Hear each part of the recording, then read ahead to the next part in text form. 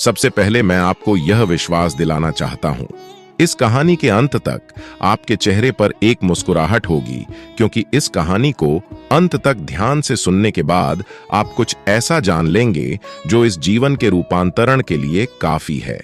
तो चलिए, कहानी को शुरू करने से पहले वीडियो को लाइक करके चैनल सब्सक्राइब कर लीजिए।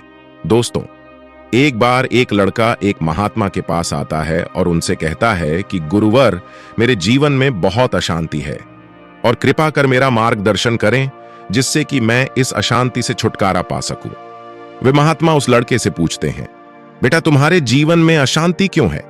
फिर वह लड़का उत्तर देता है, अत्यधिक विचारों के कारण मेरे भीतर बहुत सारे विचार चलते रहते हैं, जिसके कारण मेरा मन अशांत रहता है।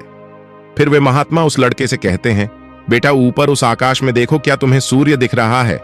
वह लड़का ऊपर आकाश में देखता है और कहता है, जी गुरुदेव दिख रहा है। फिर वे महात्मा जी उस लड़के से पूछते हैं, अगर तुम लगातार धूप में खड़े रहो तो क्या होगा? फिर वो लड़का कहता है, गर्मी लगेगी गुरुदेव और शरीर में बेचैनी पैदा हो जाएगी। फिर वे महात्मा जी उस लड़के से पूछते हैं कि बेटा, अगर धूप में खड़े रहने से तुम्हें गर्मी लगती है तो इसमें दोष किसका है, सूर्य का या तुम्हारा? फिर वो लड़का थोड़ी देर सोचता है और कहता है, कृपा कर आप ही बताइए गुरुदेव। फिर वे महात्मा जी मुस्कुराते हैं और उस लड़के से कहते हैं कि सूर्य का काम है गर्मी देना और गर्मी का काम है गर्मी लगवाना, इसलिए दोष तुम्हारा है। तुम धूप में जाकर खड़े हुए हो, तुम चाहो तो तुम छाया में जाकर बैठ सकते हो। ठीक उसी प्रकार हमारे मन का स्वभाव है विचारों और भावनाओं की खिचड़ी पकाना, और विचारों और भावनाओं का काम है तुम्हें दिशा दिखाना। अब उस दिशा में तुम्हें चलना है या नहीं, यह सिर्फ तुम्हारे हाथ में है। देखो ध्यान से, समझो कि विचार और भावनाओं समस्या नहीं है, बल्कि तुम्हारा उनसे जुड़े रहना समस्या है। सोचो कि तुम धूप में खड़े हो और तुम चाह रहे हो कि तुम्हें गर्मी ना लगे। क्या यह संभव है? अगर तुम्हें गर्मी से बचना है तो तुम्हें अपनी जगह बदलकर धूप से छाया में जाना है। ठीक उसी प्रकार मनुष्य के अशांति के 4 आयाम है, तन मन दिल बुद्धत्व। दोस्तों, बुद्धत्व यानी कि बुद्ध के परे की स्थिति है, उसे बुद्धत्व कहा जाता है। दूसरे और तीसरे आयामों में हमेशा उथल पुथल रहती है, यानी मन में विचार चलते रहते हैं और दिल में भावनाएं होती हैं, और ये दोनों ही आयाम बहुत ही शक्तिशाली हैं। विचार क्षणिक होते हैं और भावनाएं देर तक टिकती हैं। इसे तुम ऐसे समझो जैसे कि कल तुम जिसे खोने से डरते थे, आज वो तुम्हारे पास नहीं है और आज तुम्हें उसकी कमी महसूस नहीं होती है। कुछ समय तक हुई थी लेकिन अब नहीं हो रही है, क्योंकि भावनाओं को अलग होने में थोड़ा समय लगता है। विचार तुरंत बदल जाते हैं, जैसे अभी तुम कुछ और सोच रहे थे और थोड़ी देर बाद कुछ और सोचने लग जाओगे। इन भावनाओं के कारण ही तुम्हें किसी से प्रेम हो जाता है और फिर वही प्रेम नफरत में बदल जाता है, मित्र ही शत्रु बन जाता है। उसके बाद वह लड़का उस महात्मा जी से कहता है, गुरुदेव फिर इसका उपाय क्या है? फिर वे महात्मा जी उस लड़के से कहते हैं, बेटा उपाय यह है कि तन के आयाम पर काम करना, और यह सबसे आसान तरीका है। शरीर के स्तर पर हमारी कर्मेंद्रियां हैं और ज्ञानेंद्रियां हैं। हमारी कर्मेंद्रियां कर्म से जुड़ी हुई है और हमारी ज्ञानेंद्रियां ध्यान से जुड़ी हुई है। इनके प्रति हम अपनी संवेदनशीलता को बढ़ा सकते हैं, और इसका मतलब यह है, जो भी कार्य करे उसे आनंद के साथ कर सकते हैं। जैसे अगर आप पानी पी रहे हो तो पूरी तरह से पानी ही पियो, यानी पानी पीने में अपना 100% कर दो।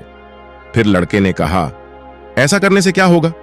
गुरुदेव, ऐसा करने से तुम मन और दिल के आयाम से हटकर शरीर के आयाम पर आ जाओगे, और यह बिल्कुल ऐसा है जैसे कि तुम धूप से हटकर छाव में आ गए। मन और हृदय के आयाम पर अपना काम चल रहा है, लेकिन तुम्हारी जागरूकता तन पर आ गई है। जैसे कि सुबह उठो तो सूरज की किरणों को महसूस करो और हवा को महसूस करो, आंखें बंद करके पक्षियों की आवाजें सुनो। लगातार तन के आयाम पर काम करने से तुम एक दिन हैरान हो जाओगे कि तुम पक्षियों की आवाजें तो कानों से सुन रहे हो, लेकिन तुम्हारा मन शांत हो रहा है। तुमने अपने मन पर कोई कार्य नहीं किया, लेकिन फिर भी वह शांत हो रहा है। इसलिए पहला उपाय यह है कि हर कार्य को तन के आयाम पर जागरूकता के साथ करना, और दूसरा उपाय है अपने भीतर के नाद यानी सुर को सुनो। फिर वह लड़का महात्मा जी से पूछता है, गुरुदेव अपने भीतर के सुर को कैसे सुने? फिर वे महात्मा जी उससे कहते हैं, किसी शांत जगह पर जाओ जहां पर कोई शोर ना हो, और अपनी आंखें बंद करो और अपने भीतर के सुर को सुनने का प्रयास करो। हैरानी की बात यह है कि वह सुर कभी भी बंद नहीं होता है और वह हमेशा चलता ही रहता है। फिर वह लड़का पूछता है, तो फिर उस सुर को मैं अभी और इसी वक्त नहीं सुन सकता हूं? मैं महात्मा कहते हैं कि बाहर के शोर के कारण तुम उसे नहीं सुन पा रहे हो। अगर तुम अपने भीतर के सुर को अभी सुनना चाहते हो तो तुम्हें अपने दोनों हाथों से अपने कानों को बंद कर दो। चाहते हो तो तुम्हें अपने दोनों हाथों से अपने कानों को बंद कर दो और सुनो। तुम देखोगे कि यह सुर बिना किसी यंत्र के बज रहा है, और जब तुम इसे सुनोगे तो तुम अपने हृदय और मन से दूर हो जाओगे और तुम्हारा मन शांत होने लगेगा।